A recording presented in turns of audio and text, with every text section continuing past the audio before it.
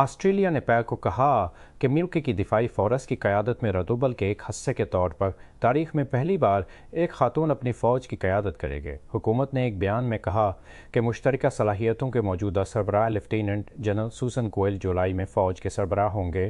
وہ lieutenant general Simon Stewart کی جگہ لیں گے۔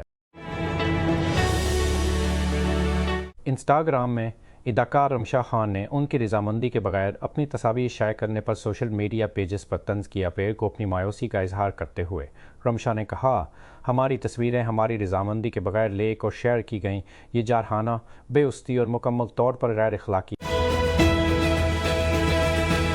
پشاور، خیبر پختونخوا کے ضلع ہنگو میں پیر کو پولیو ٹیموں کو سیکیورٹی فراہم کرنے کے لیے جانے والی قانون نافذ کرنے والی پارٹی پر حملے میں ایک پولیس کانسٹیبل شہید اور شاہ زخمی ہو گئے۔ واقعہ ہنگو کی تحصیل تھل میں سکھ سین تھے مسیچے سے اننے والی ملک غیر رکھنے والی ملک غیر ویکسینیشن مہم کے پہلے دن پیش آیا۔ پولیو ٹیموں کی حفاظت کے لیے تعینات قانون نافذ کرنے والے اہلکاروں پر رواں سال کا پہلا حملہ ہے۔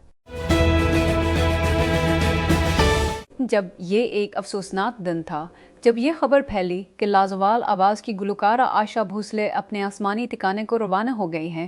ہم میں سے بہت سے لوگوں کے لیے جو VHS پر ہندوستانی فلموں اور آڈیو کیسٹوں پر پلے بڑھے ہیں، بھوسلے ایک خاندان کی طرح تھے۔ 18 کی دہائی میں کوئی بھی مہندی کا جشن زارا ڈھول کی باجا گوریوں کے بغیر مکمل محسوس نہیں ہوتا تھا۔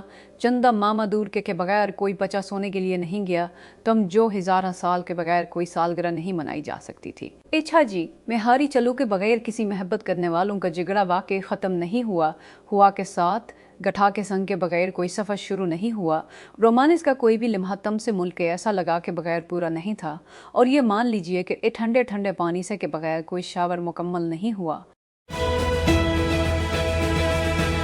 چند مہینوں کی تاخیر اور آخری تاریخوں سے محروم ہونے کے بعد میرا لیاری آخر کار اپنا پریمیئر بنا رہا ہے۔ اس فلم کو بھارت کی دھندھر فلموں پر پاکستان کے رد عمل اور کراچی کے لیاری میں ان کی منفی تصویر کشی پر تنقید کا نشانہ بنایا گیا ہے۔ ایگزیکٹو پروڈیوسر عائشہ امن نے ہفتے کے روز اعلان کیا کہ فلم لیاری کو اس کی لڑکیوں اور ان کی فٹ بال سے محبت کے ذریعے تلاش کرتی ہے، اور یو کے ایشین فلم فیسٹیول میں پریمیئر ہوگے۔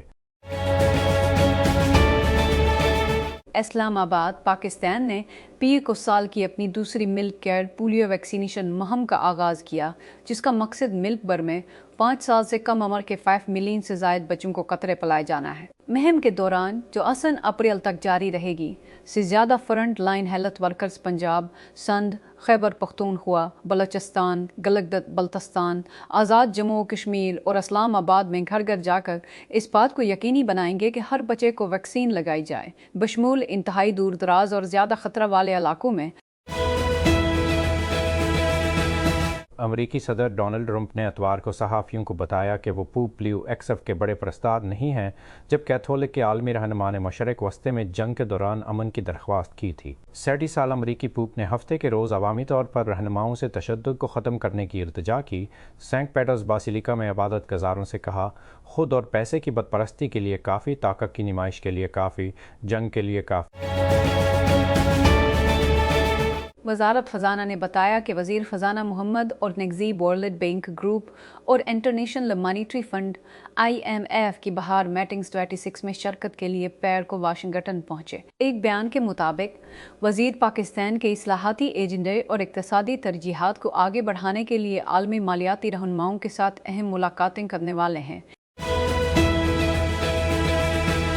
پاکستان اسٹاک ایکسچینج کا بینچ مارک انڈیکس سیشن میں انٹرا ڈے ٹریڈ کے دوران 67 پوائنٹس سے زیادہ گر گیا، جب امریکی صدر ڈونلڈ ٹرمپ نے ایرانی بندرگاہوں کی ناکہ بندی کا حکم دیا۔ سیشن کے آغاز پر کوئی سے انڈیکس میں 5 لاکھ سے زیادہ پوائنٹس کی کمی واقع ہوئی، جو 6 سیکٹر نوٹ سیٹ 28 پر اپنے پچھلے بند ہونے کے بعد صبح 9:50 بجے کے قریب سکسکویسٹ زیس کی انٹرا ڈے کم ترین سطح پر پہنچ گیا۔